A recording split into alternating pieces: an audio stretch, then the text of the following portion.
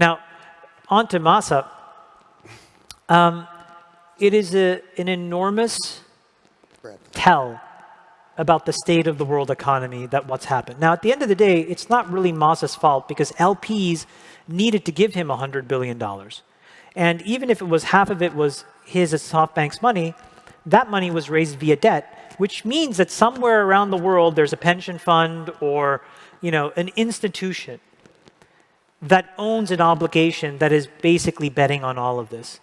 And that has traces and sources and roots that are much more independent than Masa. We started this whole charade a decade ago. We thought that the only way for everybody to basically, be saved from this massive peril of the financial crisis was to bail out a few people who created it.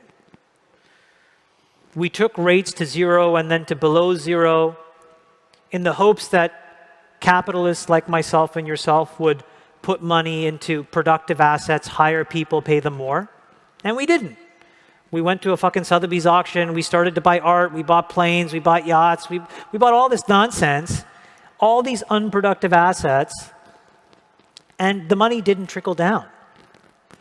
And so in this hyperloop of people just saying, oh my gosh, where are the returns? Where are the returns? Where are the returns? Masa was created. So he didn't go out to do something nefarious. He's the symbolism of, again, a period in time of excess. And so what we have to do is move the pendulum back. We have to delever. These wealth taxes are not such a bad thing. They suck for rich people, but they're generally productive. Capitalism will not stop. People will continue to start companies. All of that stuff is just complete propaganda. It's not true. Like, look at the data. When income tax rates were 94% in America, you had the same GDP as when they are today. Okay? In the last 100 years, income tax has gone like this, GDP has done this. They're not correlated. They have never been correlated. Human ingenuity and human spirit exists because we want meaning and understanding.